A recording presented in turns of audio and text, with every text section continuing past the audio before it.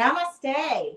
Hi, everyone. This is Michelle, your plant-based yogi and fitness instructor, as well as ultimate weight loss, whole food-based nutrition educator, coming to you during this challenging time of the coronavirus, where many of us have a change in routine, and that routine being staying at home because our yoga centers, our work, our fitness centers are closed. And even some of us, where I am in California, a lot of the parks and beaches where people congregate to do outdoor activities, walking, hiking, biking, are closed as well.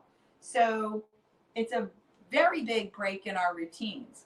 And with that, I'm here to support you both in mind and body to stay healthy, fit, and create perhaps new routines that can take us forward even when all of this lifts for us. So I'm going to show you just a few things that you can do each and every day, no matter where you are, whether you are already a fitness junkie, an athlete, or somebody, hey, maybe this is a good time to start an at-home program. And this is something that you can do with little or very minimal equipment or things around your home. So this is more about keeping our bodies strong.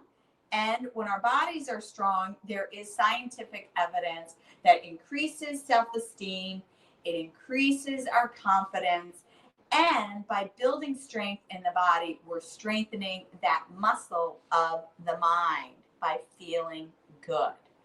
So with that, these are things you may be already aware of, but some strengtheners. And I like to do what's called compound movements, because then we're hitting several different muscle groups. All right. So these are sometimes my love-hate relationships with these type of movements, but I know they're good for me, so I do them, right? So the first one is our plank. Yes, plank. So what does that mean? I'm going to offer you several different versions. So bringing your hands underneath your shoulders, walking your knees back. You can start out on your knees, right? But we don't want to drop our hips. We want to keep those hips in line with our spine and tucking your pelvis slightly. We're engaging the abdominals here. So strong engagement of the abdominals. You want to pull the belly in. Think of that place between the navel and the pubic bone, pulling in, and don't let your ribs flare out. Think of the ribs knitting together. That's a common error I see, and I teach that a lot in Pilates, which we'll get some more sessions in on that too, so stay tuned. So you can start out on your knees here, pulling your belly in. Don't let that belly drop, right? You'll also cause strain on the back if you do.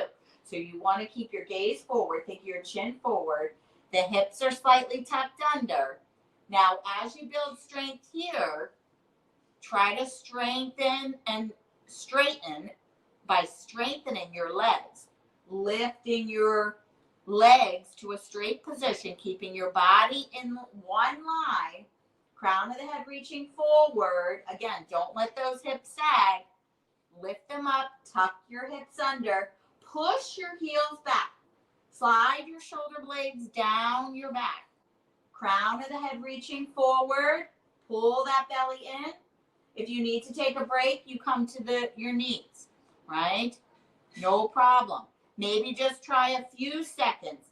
Also here, what I love about the plank, when you're in plank, you're engaging the muscles of your thighs. So engaging them means squeezing them. You should feel them tight as well. And pushing your heels back to the wall. A lot of core muscle groups being worked. Your back is being worked because you're sliding your shoulder blades down your back. And also with a straight arm plank, you are working your arms in an isometric hold, right? So we want strong arms here. All of this is body weight. I rarely use weights. And if I do, Those are in my bar classes, 1, 2, or 3 pounds, which we'll get some of that as well. So let's start out in our plank, whether on your knees or with straight legs. Try to work up to 20 or 30 seconds if you're just starting. And as you grow stronger, maybe you add on 5 more seconds, 10 more seconds, 20 more seconds, working up to 1 minute. Good. So we want to strengthen those arms. Now there's always the option to come down to your forearms, right? And walk those knees back if you're going to be on your knees. But same thing, we're not letting those hips sag. If you're on your forearms, you try to straighten those legs, pull the belly in. Try not to rock back. Think of the chin coming forward.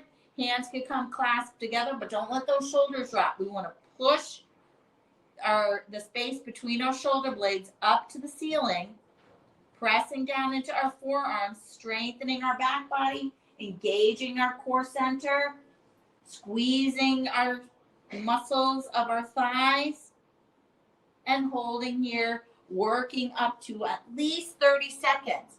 That is something, if you can do every single day, you're going to find that strength in the arms, the legs, the core center, building strength. All right. This is another one. Love-hate relationship, and I'll tell you how to work up to it again. Push-ups with the straight leg push-ups. Now, you can do this on the floor, at a table, or at a desk, right? Or at the wall. And I have another option for you as well. But let's just start out with our first version of being on the floor. So similar to plank, we're going to start out with straight arms, whether on your knees. Knees, if you're a real beginner, can be right underneath your hips, but don't let that belly sag. We don't want to see this, right? We want to see that slight tilting of the hips, hands coming out wider than your shoulders, and your fingertips slightly in. Think of slightly angled in fingertips here, okay? Just slightly. Elbows slightly out to the side, and then think of them pointing back towards your hips. So first level, if we're on the floor, is knees underneath the hips. Level 1, think of this as more the beginner, and you're bringing your chest forward, elbows slightly back, and pushing up, right? We're dropping down as low as we can, and then pushing up. What I love about this is you're still using that core strength here, and those upper body work, back body, triceps, biceps, chest muscles are getting worked here. Our level 2, if you're still on your knees, you're going to walk your knees back, similar to that plank with that straight line. Don't let those hips sag. Pull that belly in. So I love this because we're still using the abdominal center here, and then bringing that chin forward and pushing up. Forward, keeping those elbows slightly back, keeping that space between the shoulder blades wide. All right, for all you warriors out there, lift up, straight legs. Try once, even if you just drop down a few inches and push up. Or can you go all the way down and push up? All the way down and push up. Go down to your lowest point. All the way down and push up. You can do it all the way down, push up. Don't let that belly sag. So you're still keeping in that nice, strong plank position when doing those push-ups. Now, as I said, this modification can always happen. And when we do return to perhaps those desk jobs, corporate jobs, or maybe you have your desk job here at home, you can be at a place where you can come to your desk and still, at an angle, come into that angled line or at a wall. You're going to keep your hands wider, a little bit wider than shoulder distance, elbows bent, and you're going to come forward towards your desk or the wall and push away. Come forward and push away, right? So on the exhale, you're exerting as you push away. Inhale, you come forward. Exhale, push away. All right, so I want to see you work up to those. If you're only starting with 5, that's fine. Try to work up as much as you can. Sometimes it's just what we can do. But no, if you've reached that place where you think, I can't do another one, try one more, just one more, because we want to fatigue the muscle. That's where the strength happens, when the muscle gets fatigued. Okay. The other modification I wanted to show you was with a band. So I have to give credit to one of my mentors and coaches, John Pierre, JP. And I don't travel without my bands. All right. These are easy. And I've been doing a lot of traveling, although not now. Everything's been put on hold, teaching yoga around the world, actually. So you can do a push-up with a band. So whether you're sitting on the couch and you're watching that, binge watching on Netflix, Hulu, Amazon Prime, whatever you may be watching, get one of your bands out and do some exercises, because I want you to do these every day to stay strong in body and mind. So from here, we're going to bring those elbows up in line with our shoulders as best we can. Bring your hands up towards the chest, and then you're pushing out, right? So this is our push-up with the band, right? So I'm going to turn to the side. The band is basically right underneath my armpits, or a little bit lower, and around my back. So I'm going to show you my back here. All right, and I'm going to show you an example here as I move my arms, right? I want to keep my elbows high. Don't let them drop. Do the best you can.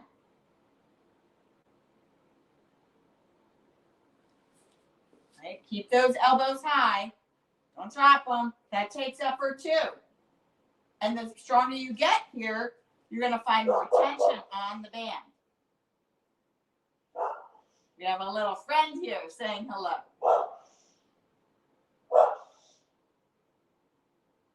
So she wants to join in the fun.